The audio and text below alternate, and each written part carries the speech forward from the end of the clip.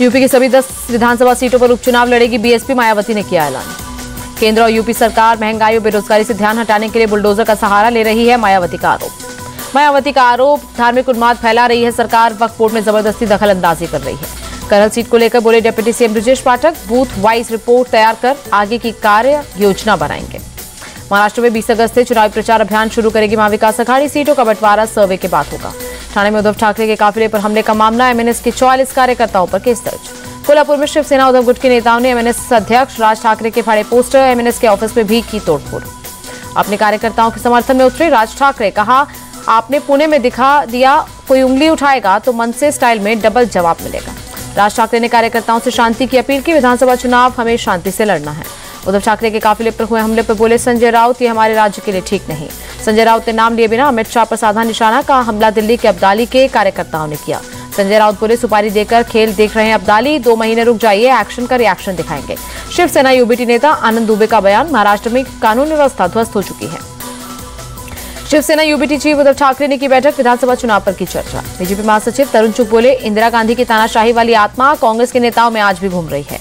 JDU सांसद ललन सिंह ने तेजस्वी यादव पर साधा निशाना, कहा उनकी जन्म कुंडली में जो उनकी चाहत है वो नहीं लिखी है। जेडीयू नेता संजय कुमार झा बोले बजट में अच्छा पैसा मिला है, अगले 5 साल में बिहार में बहुत विकास होगा। जम्मू कश्मीर में जल्द होगा चुनाव, एलजी मनोज सिन्हा ने जताई उम्मीद।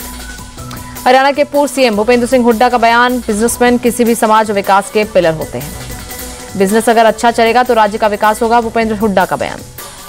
पूर्व विदेश मंत्री नटवर सिंह का निधन, पीएम बोले कूटनीति और विदेश नीति में उनका बड़ा योगदान रहा। पीएम मोदी ने बीजों की 109 किस्में जारी की, पीएम ने किसानों और वैज्ञानिकों से भी मुलाकात की।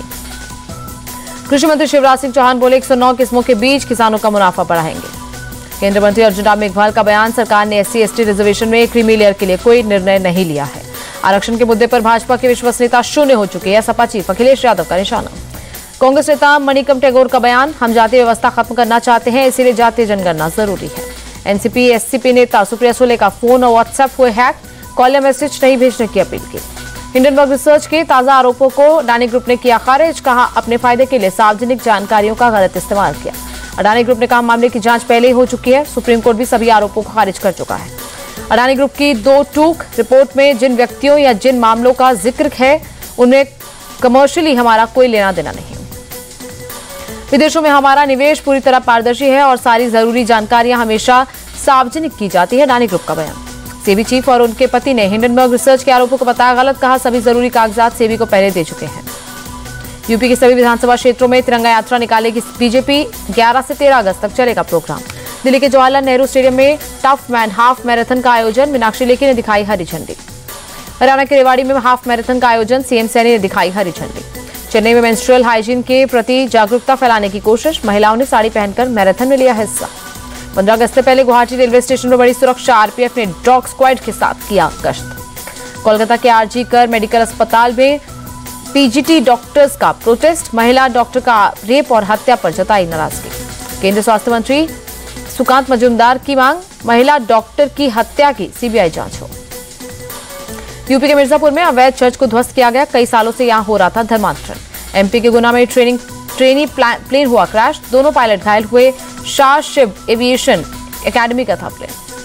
जयपुर में ट्रक और कार की टक्कर, 2 स्टूडेंट और ड्राइवर की मौत। दिल्ली एनसीआर के कई इलाकों में झमाझम बारिश, कई इलाकों में जल जमाव। दिल्ली के नजफगढ़ का सोम बाजार हुआ जलमग्न, कई गाड़ियां फंसी, चौराहे पर लगा जाम। प्रयागराज में गंगा और यमुना नदी का जलस्तर बढ़ा, निचले इलाके हुए जलमग्न, एनडीआरएफ की टीम मौके पर मौजूद। चमोली में पहाड़ से मलबा गिरा, कर्णप्रयाग रोड हुआ बाधित, बद्रीनाथ हाईवे पर भी गिरा मलबा। अंबाला में भारी बारिश के बाद कई हिस्सों में जलभराव, लोगों के घरों में घुसा पानी। गुरुग्राम में मूसलाधार बारिश के बाद जगह जगह जलभराव, कई दुकानों में घुसा पानी। राजस्थान के हिंडौन में भारी बारिश हुई, सड़कें हुई जलमग्न। जालंधर में भारी बारिश के बाद बाढ़ जैसे हालात, तालाब में तब्दील हुई सड़कें, घरों में घुसा पानी।